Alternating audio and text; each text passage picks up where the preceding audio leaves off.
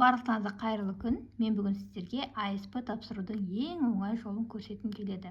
Енді ASP тапсыру үшін сізге цон-ға барудың қажеті жоқ, тіпті сізге компьютердің де қажеті жоқ. Ол үшін сіздер небәрі халық приложениесін өздеріңізге жүктеп аласыздар. Мінекей халық банктың халық приложениесі бар. Соны жүктеп аласыздар, соны ашасыздар. Мына жерде госуслуги деген таңдайсыздар.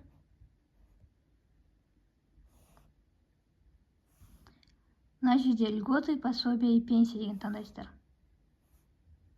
Енді сізде ең бірінші получение ASP деп тұр, яғни подача заявка. Осыны басып, сіздер заявка бересіздер.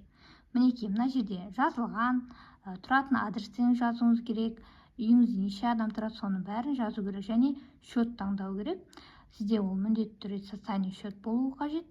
Және сіз осы заявканы жібергеннен кейін 15 жұмыс күні ішінде сізге ответ келетін болады. Начать дегенді басасыздар. Мына жерде адрес шығады. Егер өзіңіздің тұрып жатқан адресіңіз шықса, галочка қоясыздар. А егер басқа адресте тұрсаңыздар, онда указать другой адрес деген басасыздар. Осыны толтырасыздар да подтвердить дегенді басасыздар. Мінекей, дәл осылай өте оңай ғана тәсілмен ASP-ға тапсыруға болады. Айта кететін жағдай, 2025 жылдан бастап ASP ең төменгі күнкөріс деңгейіне емес, орташа жалақыға қарап беріледі. Ол туралы әлі де видео немесе Instagramға салатын боламын. Ал енді видео ұнаса лайк басыңыздар, каналға тіркеліңіздер.